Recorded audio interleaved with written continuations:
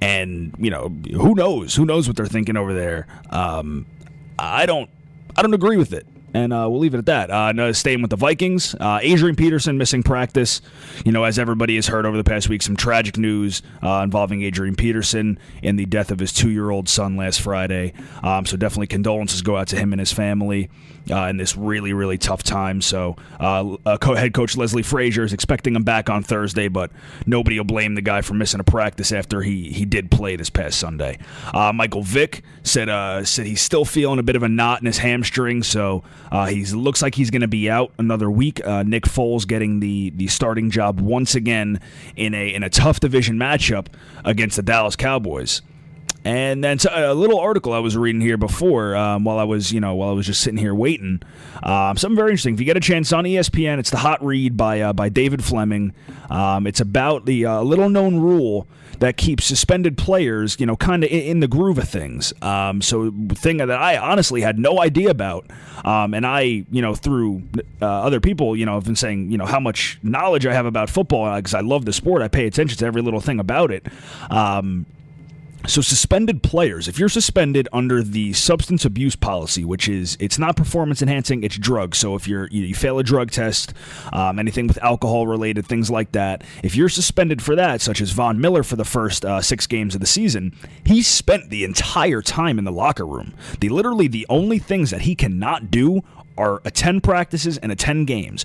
But every single thing, he can go in the locker room, he can be in the practice facility, he could, anything he wants, locker room, weight room, anything like that. He's working with the teams, he's watching film with them.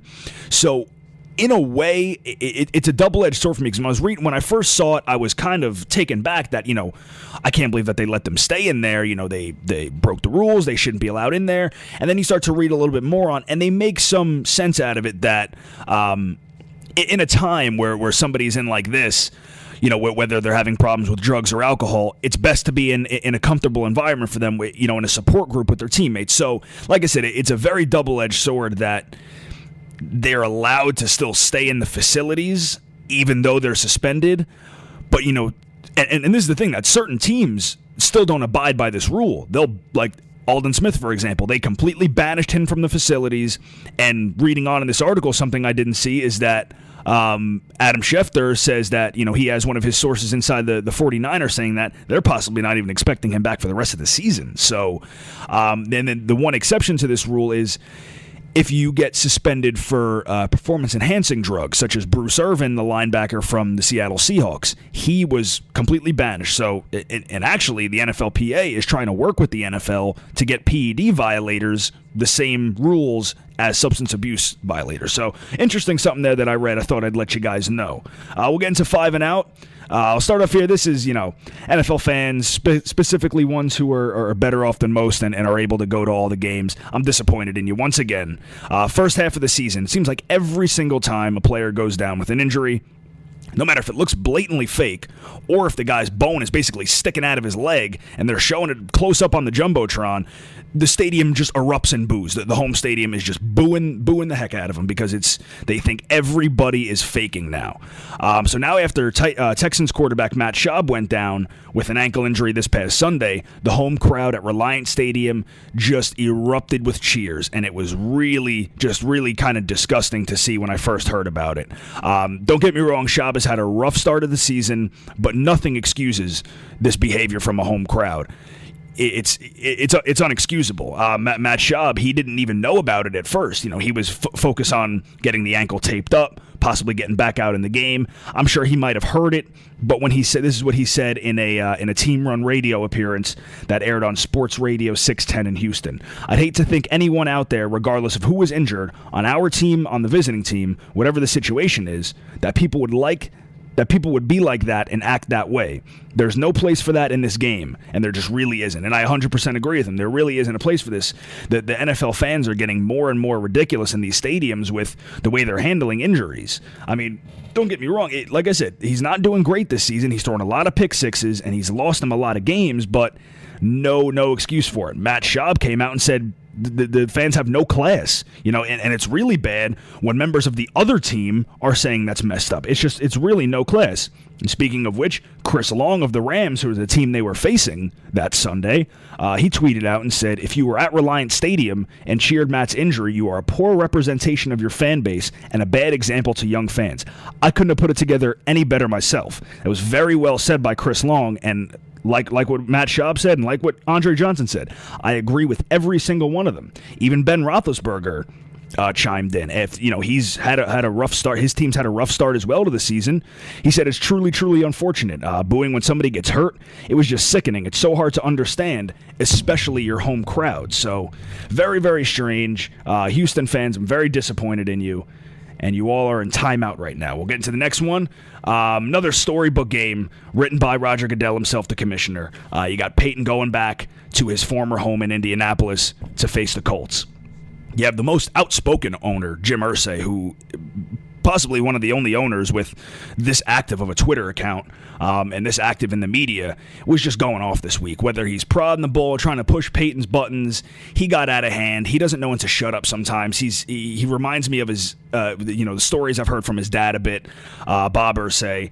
I mean, this is what Irsay said. He said in an interview, I believe it was with USA News. Let me get that correct. USA Today Sports. He said Peyton agreed with their decision to sign Andrew Luck. So he said that this is what Manning said, according to Irsay. He said, "You've got to take Andrew. You have to. You're crazy if you don't." Former Colts coach Tony Dungy chimed in during a conference call, said that Irsay's decision wasn't a no-brainer like he's making it out to be. Tony Dungy, made some very good points. He said, "I can almost guarantee you, if he knew Manning was going to be healthy like this and playing this kind of football in hindsight, I don't think he would have done it." He knew all the factors. Jim also had a great deal of loyalty.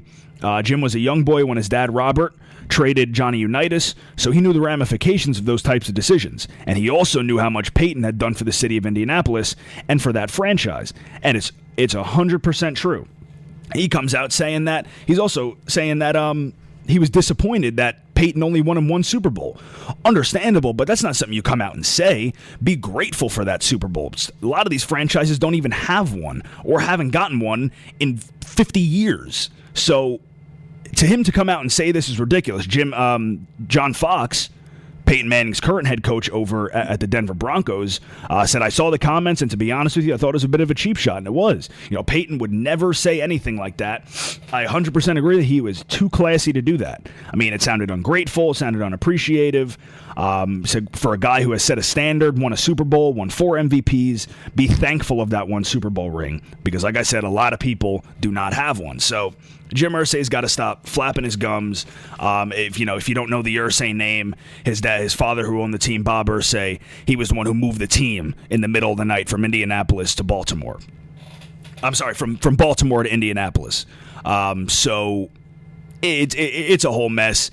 And especially of all the people in the world, this is not the guy that you want to be pushing buttons and trying to prod the bull. Because Peyton Manning can come up after the week that the Colts just had. He should be more focused on how they crumbled against the Chargers, not trying to hype up this game. So Jim Irsay's got to stop it right now. Bad news for the Packers. They seem like they just cannot get a break.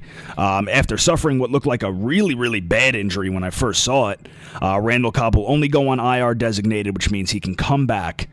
So his regular season is not over. He will be able to return in 8 weeks. They will be facing Dallas in the Week 15. And if he's healthy enough, he can play the final 3 games of the season, Week 15, 16, and 17. The injury was confirmed by Chris Mortensen, an ESPN insider, as a fractured fibula. So not only did Cobb go down, but also in that game, so did the other wide receiver, James Jones, with a knee sprain. So his status is questionable right now. I haven't heard any up-to-date things. I'm sure it's only Wednesday, so we'll hear more come Friday. And possibly even tomorrow too. So, I mean, it seems like every single year the Packers just keep getting hit with more and more injuries, and it's always somebody notable. It's not like some guy that they can just pull up his second stringer and like nothing happened. Some more injury news. New England Patriots linebacker Gerard Mayo will miss the rest of the season with a torn pectoral muscle. They announced today that Mayo, the leading tackler for the Pats this season, underwent surgery Tuesday and they put him on the season-ending IR today. So he will not be able to come back. It's just another huge hit to a defense who just lost Vince Wilfork as well. And to see the ramifications of this injury, Gerard Mayo has played 88% of the Pats' defensive snaps since 2008. That's according to ESPN statistics and information. So that's a huge loss for them. As we're rounding out 5 and out here, I tried to fit all these in, so it just so happened that it was all about New York teams with Buffalo, the Jets, and the Giants. So a little bit of New York news. The Bills, after Thad Lewis sprained his foot during the overtime loss to Cincinnati, the Bills signed, now he's basically a journeyman now, is quarterback Matt Flynn to add some depth to the position. Buffalo's expected to start Thad Lewis, who they just elevated from the practice squad before last week when E.J. Manuel went down. But if he aggravates the injury anymore, something else happens to it, expect Matt Flynn to see a little bit of action in that game. The Jets, we have a couple things here. Mike Goodson went down with a torn ACL and MCL, so he was back for 2 games, I believe, a game and a half maybe, before he wound up going down for the rest of the season with an injury. It was nice to see a little bit of explosiveness from him. He had some nice speed that would have added very well to the rushing attack. So now, hopefully, the very disappointed, what I've been hearing recently, looking at in interviews, Chris Ivory and his role with the team, hopefully they can, give him a couple more snaps and get him working in there, because he can do very well if he's at, his best. They also, kick returner and wide receiver Clyde Gates is going on season-ending IR, so Jets are looking for an explosive kick returner to take his place, and hopefully they found one in Josh Cribbs. They signed him, formerly of the Raiders and the Browns before that, which is where he made his big money. If a feeling of deja vu is crossing over you right now, you're 100% correct. The Jets worked out Josh Cribbs during training camp, but his surgically repaired knee just wasn't holding up at the time.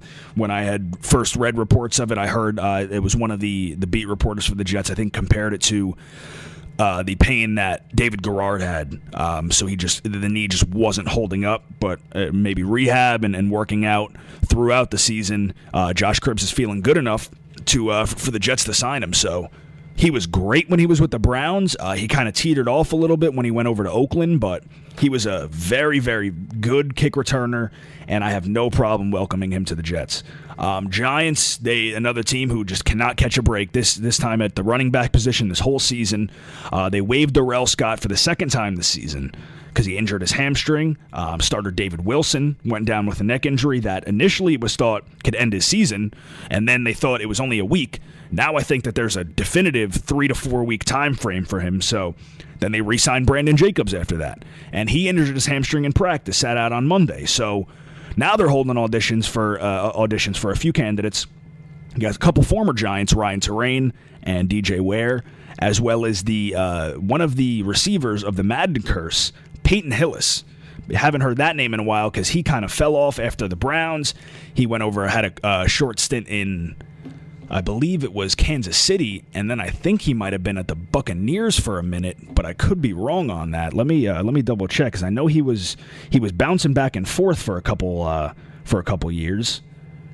No, he was Denver, Cleveland. KC was his last one. Okay, so that was his last stint in the NFL. All right, so that was 5 and out there. We are going to take we'll do this week in review first, then we'll take a break. So we still have some unbeaten teams. We still have some winless teams as well. Denver and Kansas City stayed unbeaten. The Saints lost their first game to the Patriots. We'll talk about that game. I had that as my best game of the week, and last week when we were doing games to watch. This week in review, it's my best game too. Winless teams are still the Giants and Jacksonville at 0-6 and Tampa Bay at 0-5. We have a couple buys this week. Oakland and New Orleans are taking a break. New Orleans can't come at a better time.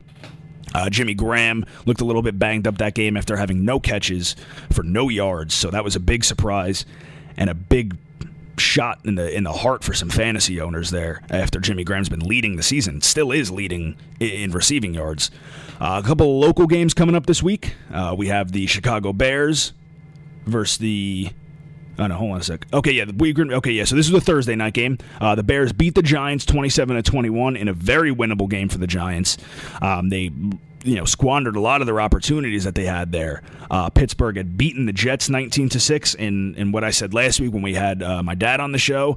If they pressured Geno Smith and they force him to make a couple interceptions, they're going to win the game. And what did they do? They pressured him. He threw a couple picks. They won the game. So that one didn't hurt as bad as some of the other losses for the Jets this season, because it's just more of a kind of disgusting loss. I turned off the game and it was just bad. Like I just said, the New England Patriots had beaten the Saints 30-27. Cincinnati beat Buffalo in a 27-24 late overtime field goal. They came on top of them, and Philadelphia beat Tampa Bay 31-20 with Nick Foles coming in and beating the rookie Mike Glennon. Best game of the week, it had to be New England versus New Orleans. It was towards the middle of it. It was maybe getting a little bit boring here and there, but the end just turned it up. If you saw the tweet that I sent out, it's 100% true that their glaring lack of a solid, consistent run game is what lost the Saints that game. You can't give Tom Brady the ball back 3 times. It's unacceptable. If your offense could not perform. Could not get a first down on the ground. It was ridiculous. It was not Rob Ryan's fault at all. He just kept putting his defense out, hanging them out to dry. They got a huge pick on Tom Brady's first pass, and then nothing. Came back out, nothing. It was ridiculous. Look, a couple upsets of this week. I thought the San Diego versus Indianapolis win was a good one. You had 19-9 over them, and this was a surpriser too. St. Louis hanging 38 points on Houston. It was 38-13 that final score, so that was a good one. MVP, I had 2. I had Vernon Davis, who had a very big day, 8 receptions, 180 yards, and 2 touchdowns. He helped, pull them over the Cardinals late in the game. And the St. Louis defense, they ripped them up. You had 2 third-quarter defensive touchdowns, 1 interception return for 98 yards, and then 1 fumble return. 2 picks total. Excuse me. 2 fumbles lost total. They had 3 fumbles that they had. They grabbed 2 of them. And Houston was 1-6 in the red zone. So, keeping them, almost scoreless in the red zone was huge for them, and the St. Louis defense had a great day. Also, if you saw the statistics on that game as well, looked kind of weird too, seeing that Sam Bradford throw for 3 touchdowns, but only 117 yards. But we'll take a quick break here. We're in a little bit of an NFL films mood today, so you're going to hear a little bit of the power and the glory. John Facenda, Sam Spence, and a little bit of Steve Sable in there too. So we'll be back in about 3 minutes. Professional football in America is a special game. A unique game. Played nowhere else on earth. It is a rare game. The men who play it make it so. Hey, baby, let's go out there like a bunch of crazy dogs and have some fun. Coming now, buddy. We on our horse all day long. Let's just kick that butt all day long. Pick it up. Don't stop. Pick it up. Let's go. Get after the ball. Catch to somebody. Regulators, mount up. We're coming. Pro football is a mirror of early America, reflecting toughness, courage, and self-denial. There he is! Whoa! Whoa! Good job! Good job! That's way to make a play out there, buddy. Nice job. Over Pirate 2, ready? 45 blast! Yes, win, win! 45 blast!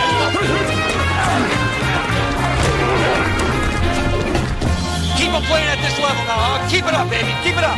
We're gonna be here all day, baby! Hang in there, little buddy. They're coming at you. Better sweat up. Is this fun or what?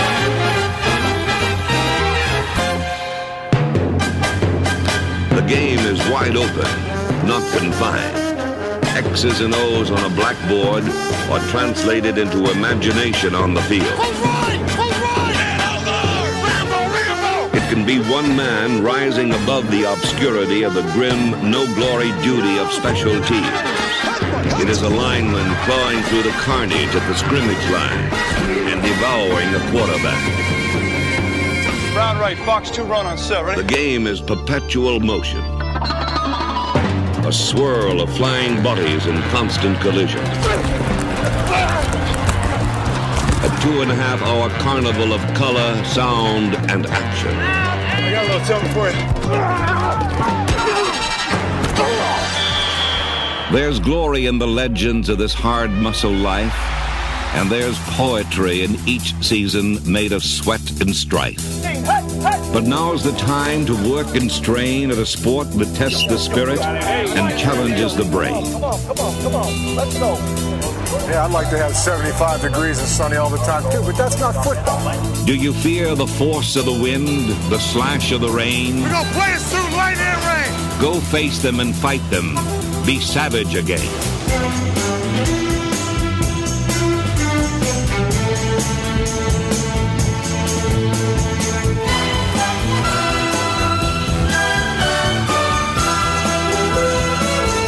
This doesn't light your fireman. The pilot lights out. This football team is coming into our place. They're standing in our way. This is a game of the heart. Focus and finish. A time for achievement, a time for purpose, a time for glory.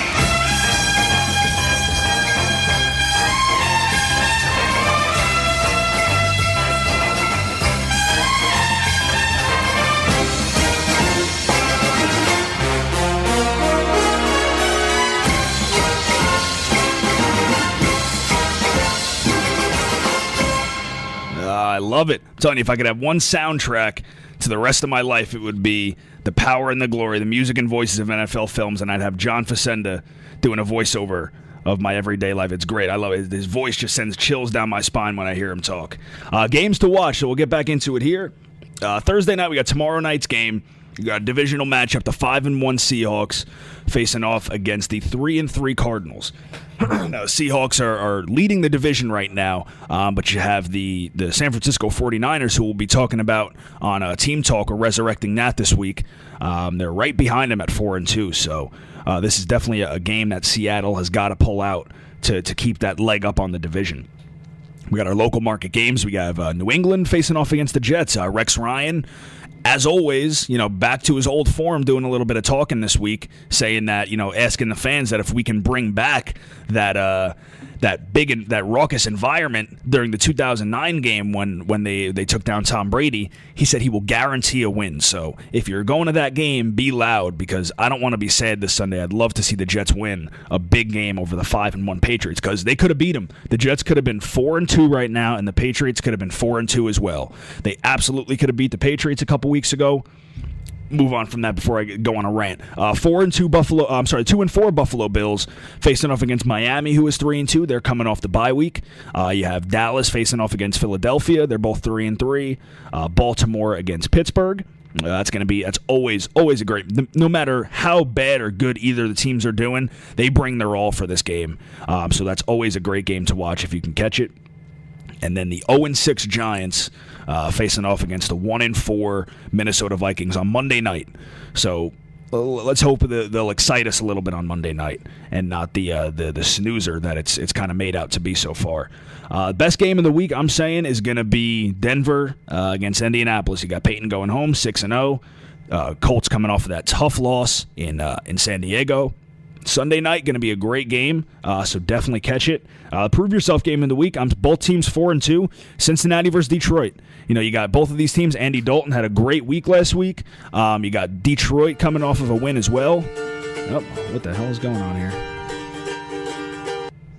Some music playing out of nowhere. All right, so definitely both teams got to prove themselves.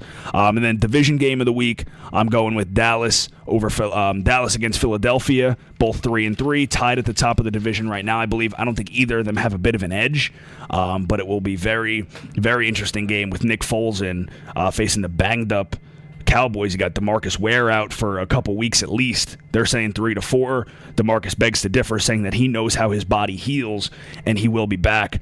And then DeMarco Murray missing this week as well. Most ridiculous NFL story. This one is pretty good. I like this one. I saw this first before I even saw what made this ridiculous. Miles ahead of what it already is. Greg Schiano trying to reassure his fans a little bit, saying that this is the only thing I can say to the fans is if they can hang in there, we're going to be good. If they can't, we're still going to be good, and they're welcome back. I'm not being smart. I mean that. So he's saying to the fans is, hang in there. We're going to turn it around. I don't agree with him. But then, I don't know if this was before or after, but former Backstreet Boy Nick Carter comes out on Twitter and says #fire Schiano. So this is this is what we're dealing with here. Who Greg Schiano? This is who wants your job.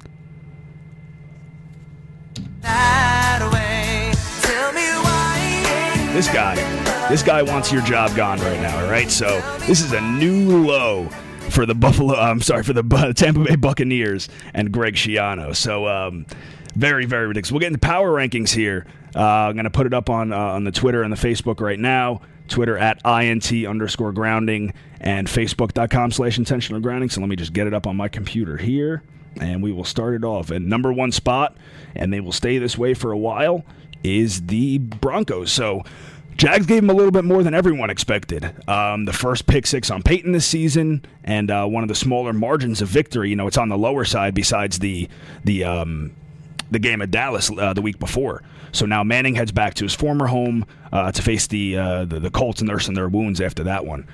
Number two is the Chiefs jumping up 3 spots. They're getting in the number 2 spot now. I think they absolutely deserve to jump up. 10 sacks on any offense is definitely something to hang your hat on, even though it's the Raiders. Does not matter. 10 sacks is huge. Add 3 turnovers onto that total, and it's becoming very clear that their defense is the truth. So, and a pair of Jamal Charles touchdowns don't hurt that either. Number 3, we have the Seahawks staying the same. You had a late surge in the second half, a couple of touchdowns from Marshawn Lynch. It put it in the bag for the Hawks. They came away from their first half mistakes, but they aren't winning any games and really landslides, this season. They're not blowing teams out as much as they should be. So they're going to have to kind of, they're doing great, don't get me wrong. They're going to have to start, competing with them a little bit more. Number 4 is the Saints dropping down 2 spots. Don't get me wrong, still a great team. I debated them putting them in the 3rd spot, but like I said earlier on Twitter, the glaring lack of a consistent run game is what lost them that game. So giving the ball back to Brady 3 times in the final minutes is just unacceptable. There's no excuse for it. Everybody's seen that picture of Rob Ryan of his face, and it's hysterical, but that just sums up the entire final minutes of that game. Number 5 is the Patriots dropping down a spot basically because the Saints moved down. I don't think the Patriots should be above the Saints after that one. It was a sloppy game for Tom Brady and his receivers. The defense helped pull it out in the end.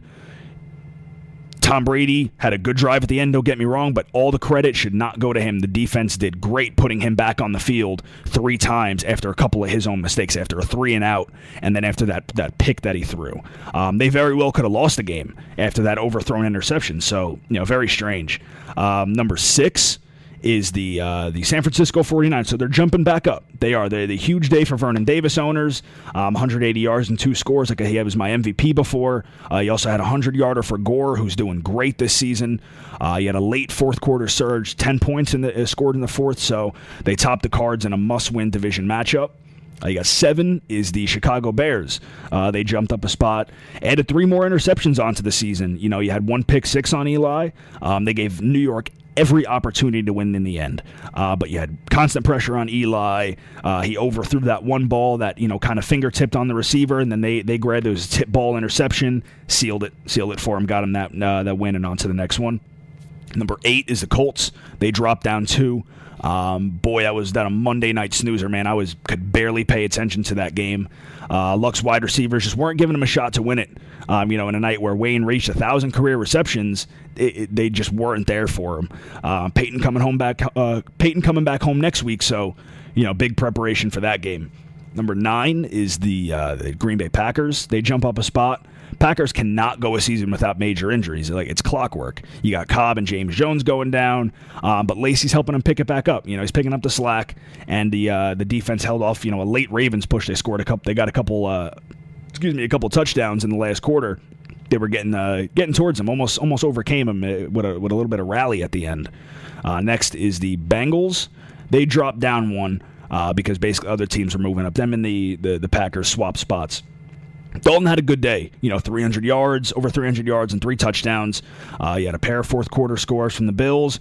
That's what forced the game into overtime. Thad Lewis kind of came back on him a little bit, but a late Mike Nugent field goal saved them from going 500. So they're at 4-2 right now instead of 3-3 where they would have been, and probably a couple spots down on my list. Number 11 was the Lions. it was a big outing for Stafford. He tossed up 4 touchdowns. He had 3 of them to surprise sleeper tight end Joseph Foria, I believe is how you say his name. Expect him to be the hardest pickup in your league this week. I'm sure he's already gone in most people's leagues. They sit atop the NFC North right now, and I think they might be able to steal it out from everybody else. You never know. Number 12 is the Dallas Cowboys. They hopped up 3 spots. They got to start pulling away if they really want to, kind of wrap up this NFC East. It's such a muddy division right now. 9-7 could likely win it. And, winning these games against the Redskins and the Giants are huge. So they have to keep winning these games. You got another division matchup next week. Like I said, I got my division matchup was them against the Eagles. I'm sorry, blanked for a second. Number 13 is the Super Bowl champion Ravens. Dropped down a spot. Like I said, they couldn't complete the rally. They had a scoreless first 2 quarters. It's inexcusable. So this is an interesting thing. Because I was curious. It seems like whenever whenever they lose, Ray Rice is not doing very good. So in their 3 losses that Ray Rice has played in, he has a combined 87 yards. So, his performance is going to directly impact their games for the rest of the season. Of course, he was out about a game and a half because I think he left during one of the games, and then he missed a week after that with the hip flexor injury. So, they wound up winning those games too, but still, Ray Rice has really got to come out in the games where he's playing. Number 14 is the Dolphins. They dropped down a spot on the bye, facing off against the Bills. So, it's a division game that both of the teams need to win. Lamar Miller needs to bring his A game against Buffalo because he's been lacking the last couple weeks after a little bit of a explosion in the beginning of the season. Number 15 is the Chargers. They hopped up 4 spots. Ryan Matthews just silencing all his critics. He had a great 100-yard game, picked up some tough yards on some tough plays when I was, peeking over. Rookie wide receiver Keenan Allen also came up huge for them. He had a 100-yard game with a touchdown. So very good job by the Chargers on that week. They're hopping themselves up into the top half of in the power rankings here. 16, the team right below them is the Titans. They dropped down 2. They had a decent shot in the first half, but, the Seahawks rallied on them, and they pulled out the W. It's never going to be good when your backup quarterback, Ryan Fitzpatrick, who's your starter right now, is tying your first-string running back, Chris Johnson, who is, a couple years ago, the hot commodity of the league, with 33 yards. So when your backup quarterback is basically leading with 33 yards in half of the attempts that Chris Johnson has, that's terrible. You're going to lose that game every time. 17 is the Philadelphia Eagles. They had one of the bigger jump ups of the week. They jumped up 5 spots. Their offense had a great game. Foles came in for the hurt Vic, tossed up 3 touchdowns. McCoy had a 100-yard day. Defense forced the rookie quarterback from Tampa Bay, Mike Glennon, to make a couple mistakes as well. So very good game for the Eagles heading over to Dallas. And then 18 is, I think this might have been, let me just scroll down a little bit. Yeah, this was the biggest jump, I believe. We had the Rams jump 7 spots to the number 18 spot. Bradford, like I said, it was weird seeing the stats. He had a low yardage to touchdown ratio, 117 yards with 3 touchdowns because the defense did great. But all around good performance in that blowout at Houston, at Reliant Stadium, which is a lot bigger for them too. Number 19 is the Browns. They dropped down 3. Just another case of scoring all your points in one quarter. I think it was all 17 points I think they scored in the second quarter, so it's never good for any team. The Whedon to Gordon connection, it's back a little bit. No touchdowns, but he had a 126-yard day. But you still have fans calling for Whedon's head, so it's a mess over there, and it always has been for the last as long as I've been watching football. Number 20 is the Cardinals. They stayed the same. They didn't move up or down at all. Always nice to see Larry Fitz have a big day. Unfortunately, they lost the game on that late surge from the 49ers. Their defense just couldn't put a plug on Davis and Gore. They really couldn't. It was just a leak that just sprung out, and they sank the ship over there. Number 21 is the Jets. They dropped down 4 spots.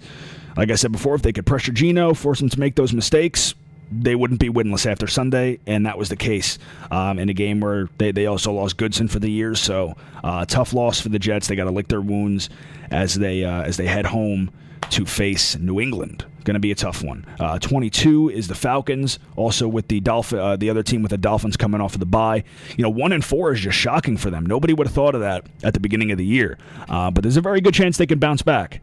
They're coming off the bye, facing an 0-5 Buccaneers team, and they need a blowout to kind of prove themselves and say, kind of tell everybody that we're still in this. Number 23 is the Panthers. They hopped up 4 spots, another one of the bigger jumps of the week. When Cam has a big day, it's a big day. He had 4 touchdowns total. 1 was rushing, the other 3 passing, as they topped the Vikings. They could possibly get a streak working, get a couple games in a row facing off against St. Louis next week. 2 teams that were beat their opponents by some pretty decent margins. The Panthers beating the Vikings, and the Rams absolutely demolishing the Texans. Number 24 is the Bills. They didn't move. Losing your starting quarterback 2 weeks in a row is rough. I don't know if I said it earlier. It looks like Thad Lewis is going to play. They signed Matt Flynn, but Thad Lewis will play. They signed him to possibly take the reins if Thad Lewis goes down. When I wrote this, if you're following along on Twitter or Facebook, I was doing this yesterday or the other day before they said Thad Lewis would start. So maybe this is where he can shine again, like he had the few games in Green Bay. You never know. Number 25 is the Steelers, who hopped up 4 spots. They got their first win. They're proving what they've been doing for years, that their defense will win them those tough games. You pick off the rookie twice, forcing them to fumble once, finally getting their first turnovers of the season. So, Dick LeBeau is probably a happy old man right now. 26 is the Texans, dropping down the most of the week, dropping down 8 spots. When it rains, it pours, because, when the fans are just unrightfully booing Schaub's injury and Backstreet Boys are calling for your head coach's head, it's a low point for the organization. Kubiak, their head coach over there, isn't clear on a timetable for Schaub's return, but maybe TJ Yates can do well. But that's the thing, is that everybody's booing Matt Schaub going out, and grass wasn't so greener on the other side, Houston fans, because TJ Yates came out and threw 2 picks. So don't be booing him just yet. 27's the Raiders. They hop down 4 as well. Pryor can scramble with the best of them, but, you can only run so much. Giving up 10 sacks is going to lose you the game every single time over. It's inexcusable for the offensive line. Part of the reason why Matt Flynn was booed there, because he didn't have he was never really developed into a great quarterback, so his pocket presence isn't there, as some of the best of them. So when he's getting pressured there and he just keeps going back and back and back and fumbling the ball, he's rightfully... It's right when they release him like that. Number 28 is the Vikings, who dropped down 2. It was a tough loss after a tough weekend for Adrian Peterson and the whole Vikings family, as I said earlier. 1-4 leaves a bad taste in their mouth after the last season's success, coming out winning those last couple games. They do have a chance to keep the Giants winless on Monday, so it will be an interesting game. Even though the combined record between the two teams is 1-10, I still think it's going to be an interesting game, because they both really have nothing to lose at this point. They got to get wins. Number 29 is the Redskins. They jumped down a spot. Not only is RG3 struggling, but the defense is just atrocious this season. They've given up a lot of points and just don't seem to put any pressure on the quarterbacks anymore. They're rushing they're putting 4 against them, and they're not getting any pressure. So it's bad. And then the bottom 3 hasn't changed at all. I got the Buccaneers. If they can get their first win against another ailing team in the division, the Falcons, it'd be a huge morale boost for the team. It's something they really, really need. 31's the Giants. So they're getting put on a national stage Monday to face another one of these bottom-tier teams. I don't think Eli is going to surpass a guy I work with. We're trying to figure out the interception record, and we got directed to George Blanda, Hall of Famer, put up 42 interceptions in a season. I don't think Eli's going to surpass that, but he might kiss it if he keeps putting up these 3 and 4 interception games. And then 32 is the Jaguars. They shocked everybody over the weekend. You had that Paul Puzzlesny pick 6. That's a nice little alliteration there. Paul Puzzlesny pick 6. All right. Kept it close for a minute or two, but the Broncos pulled away as expected. But they didn't let them cover the spread. So anybody who bet the Broncos, sorry that you didn't cover the spread there. We'll do a quick little break, and then we'll come back. Throat's hurting a little bit, so we'll take a little 4-minute break, and then we'll come back with Team Talk. We're doing the 49ers, so we'll be back in about 4 minutes. All right, welcome back, everybody. Thank you for joining us again. Just poking around on ESPN while the break was going. I saw this on one of the Twitter accounts that I follow, but I thought it was something somebody just, like a little graphic that somebody threw together. But this is an actual Craigslist post. I thought it was fake. A 22-year-old Seth Pay, a graduate student of DePaul, took credit for posting a job advertisement on Craigslist for Brandon Whedon's job. Have you played pro football? College ball, high school, pee-wee? Have you played Madden before? Do you know some of the rules of football? If yes, keep reading. And if no, well, also keep reading. So it goes on to just rip into Brandon Whedon and basically accept anybody to take his quarterback spot. So we'll do a little bit of team talk here. We're resurrecting this from, in the offseason, bringing it back with the San Francisco 49ers. We'll do the whole NFC West. We'll start off with them. They're 4-2 right now, 2-1 in the division. They are ranked second, right behind the Seahawks. Last year, they were 11-4 and that one tie at St. Louis. Lost in the Super Bowl, as we all know, to the Ravens. I had them ranked 6th this week, and last week they were 7th, so they hopped up a spot. After the win at Arizona, 32-20, they beat them.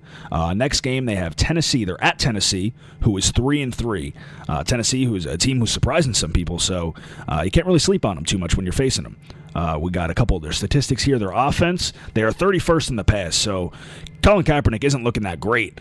He's very spotty. He'll have some big throws here and there, but overall, it's right now their average is 191 yards. They're ranked 31st, second to last. But the rush attack on the other end of that is doing great. They're ranked 4th, 141.7 yards per game. So, Frank Gore is having a great season. Their defense, their pass defense, they're ranked 6th, only allowing 206 yards by opposing quarterbacks. And their rush defense, it's 20th. It's, a little bit below middle of the pack, allowing 112 yards per game from opposing running backs. Their noticeable draft picks, first rounder, they got Eric Reed, safety at LSU, who's doing very well over there. A couple of the notable losses over the offseason, they got Eric Reed to replace this guy, safety Deshaun Goldson, who went to Tampa Bay, who's probably wishing he kind of didn't go there the way that they're going. Tight end Delaney Walker over to Tennessee. He's went in there as more of a blocking tight end sort of role to help bolster their run game a little bit with Chris Johnson and the addition of Sean Green. A couple key acquisitions of the offseason. A guy who started off great, went to Philadelphia and just disappeared off the map.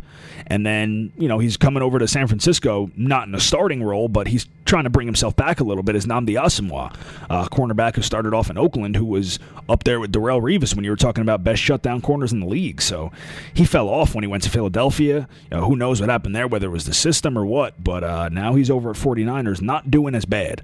And then they got defensive lineman Glenn Dorsey from Kansas City. I had them when I did, months ago, when I did the playoff prediction. We're running out of stuff to talk about, so we did one of those. I had them losing to Seattle in the divisional round, and it could still happen. I think Seattle's doing great this year. I had Seattle and Denver in my Super Bowl prediction, with Denver coming out. And that could still happen, or it could be Denver and the Saints, or it could be Kansas City. Who knows with the NFL? That's what's great about this game. You never know what's going to happen. Like I said, Kaepernick has really got to start turning it up to bring this team back a little bit. So didn't write a whole lot about them. Just wanted to go through. Team talk is never a huge discussion, but I do want to bring it back at the end of the shows. We'll stick with the NFC West. Like I said, we'll do the Seahawks next week.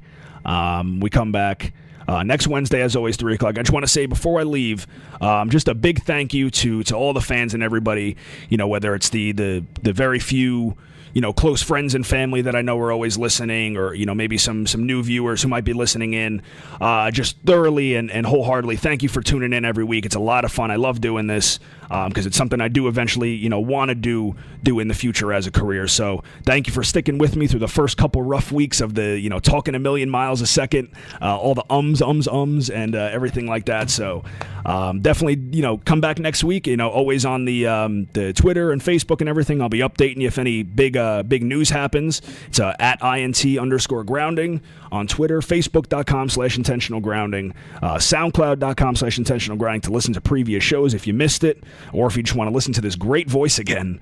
And also a little bit of news out of the Intentional Grounding camp.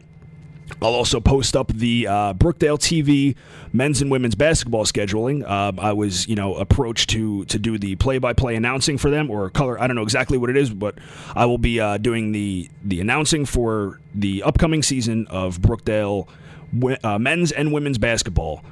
So I'll post the schedule up on there. So if you want to see me, it's Comcast Channel 21 or Verizon Fios Channel 26. They'll also be streaming the games online this year, so it's very exciting. So even if you're out of the area where you can't get the Brookdale channel, you'll be able to watch it on your phone, on your laptop, anything like that. Also stay tuned to 90.5 The Night, our HD1 station here. You can hear me doing the sports reports. So exciting stuff going on, but I still love coming back every Wednesday and doing this show for you guys. So definitely come back next week. And same as usual. See you later.